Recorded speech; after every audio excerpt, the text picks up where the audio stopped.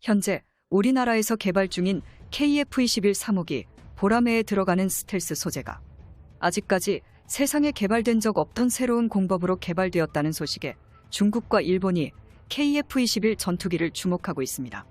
심지어 짝퉁 뻥스펙 전투기인 J-20을 보유한 중국도 자신들이 못 만든 걸 한국은 한 번에 개발해냈다고 한탄했는데요. 오늘은 수십 년 동안 스텔스 기술의 최강자였던 미국마저도 긴장하게 하는 한국의 스텔스 기술에 대해 좀 더 자세히 알아보겠습니다. 일명 한국형 스텔스 도료인 TI-3C 맥신 전자파 흡수 소재를 KF-21 전투기에 적용할 시 어느 정도의 성능을 발휘하고 정말 미국의 스텔스 기술력보다 더 뛰어날까 하는 것이 국방과학연구소에서 뜨거운 논쟁이 되고 있습니다.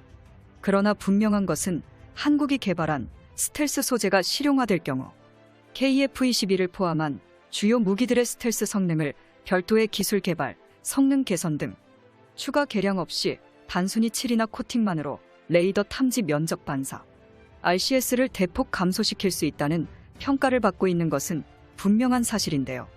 현재 한국이 개발한 스텔스 소재는 기존에 나온 스텔스 재료와는 조금 다른 것이 특징입니다. 전기가 통하는 금속인 티타늄과 탄소 섬유를 나노미터 두께의 마이크로미터 크기를 가지는 2차원 평판 구조로 합성한 후 열 처리를 통해 개발했는데 이는 전자파 흡수 능력이 매우 뛰어나다는 성질을 지니고 있습니다. 또한 코팅하는 스텔스 형태로 사용할 수 있습니다. 여러 번 적층하면 두께 및 투과도 표면 저항을 자유롭게 제어할 수도 있습니다. 특히 이 필름을 55나노미터 두께로 적층했더니 99% 이상의 전자파가 차단되었다는 연구 결과가 있었는데요. 이는 현재까지 세계에서 보고된 어떤 전자파 차단 소재보다 우수한 성능으로 확인되었습니다.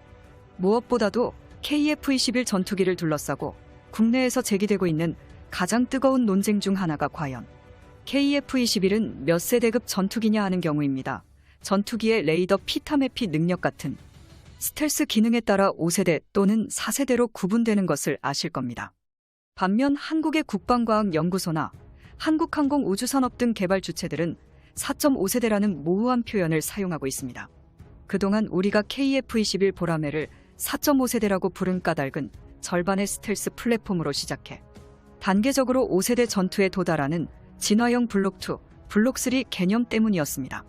따라서 KF-21의 동체 형상은 5세대 급의 높은 스텔스 형상으로 설계되어 제작되었습니다.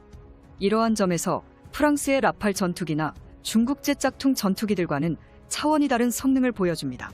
사실 미국이 자랑하는 세계 최강 스텔스 전투기 F-22 랩터와 KF-21을 닮았다는 소리를 들을 정도인데요.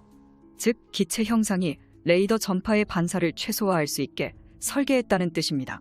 그래서 공대공 미사일 4기를 관매립식으로 설치하는 것도 같은 이유에서입니다. 그러나 아직 한국의 기술력은 완벽하지 않습니다.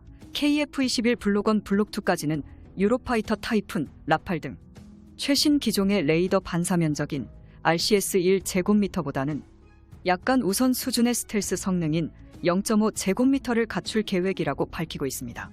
블록 3에서는 무장창을 기체 내부로 매립해 미국 수준으로 높인다는 계획인데요.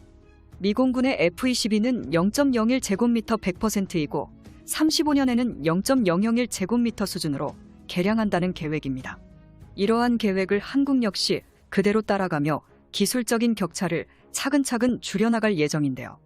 그래서 국내에서는 KF-21을 액면 그대로 4.5세대 전투기로 소개하는 보도가 있지만 미국 언론이나 중국의 국영 언론들처럼 실질적인 5세대 전투기로 부르는 전문가들도 많습니다.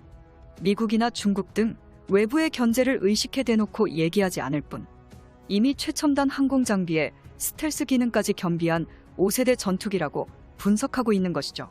지난 5월 국가과학기술연구회가 발표한 25개 정부 출연 연구기관 우수 연구 성과에 차세대 소재 기술이 발표돼 세계 이목을 끌고 있습니다.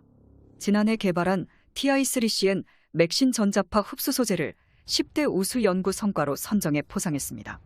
지난해 발표 당시 이 소재를 실제 사용하는 데에는 상당한 시간이 소요될 것으로 전망했었죠. 사실 이 기술은 높은 기술적 난이도 때문에 일각에서는 오직 미국만 가능한 기술이며 한국은 불가능하다고 비판하기도 했습니다. 그래서 한국에 진정한 스텔스 기술은 실용화까지 다소 먼 이야기란 주장이 다수였습니다. 그런데 지난 4월 KF-21 보람의 차세대 블록3 개발을 위한 연구 용역이 진행 중인 것으로 알려졌고 그것이 공개되었습니다. 보람에는 2016년까지 공대공 능력을 갖춘 보람의 블록1을 개발하고 2028년까지 공대지무장을 겸비한 보람의 블록4를 개발하는 것이 공식 일정이었습니다.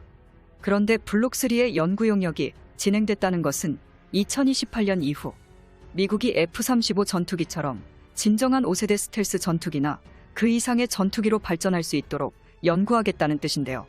여기에 바로 TI-3CN 전자파 흡수 소재 개발 성공 소식과도 무관하지 않습니다.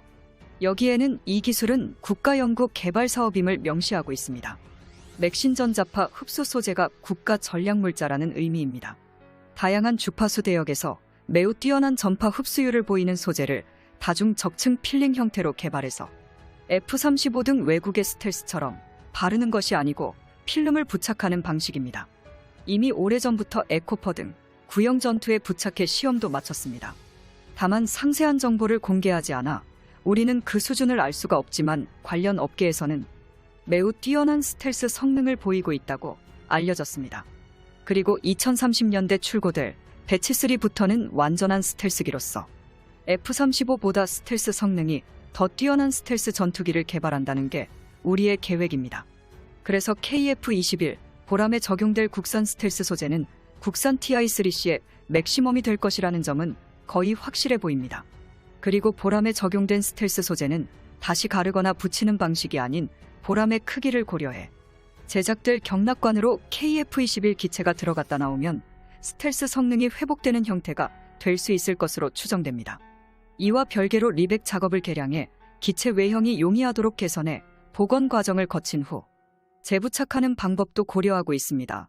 이처럼 스텔스 기능을 갖추는데 어떤 방법을 선택할지는 보람의 블록 쓰레기 개발을 위한 연구 용역 결과에 따라 결정이 되겠지만 들뜬 페인트를 다시 칠하려면 칠하는 시간 기존의 페인트를 긁어내는 작업에 더 많은 시간과 더 많은 노력이 소요됩니다.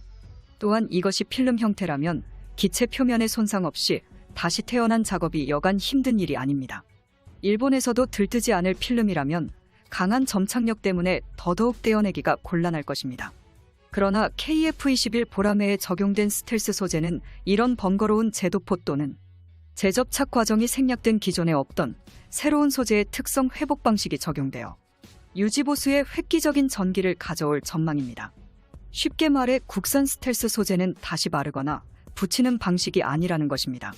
이 때문에 한국의 스텔스 기술은 이제 미국의 스텔스의 필수 기술을 앞지르게 된 이유입니다. 여러분들의 구독과 알림 설정이 좋은 영상을 만드는 데 많은 힘이 됩니다. 이상 대고구려 제국에서 영상을 제작하였습니다. 땡큐 포 와칭.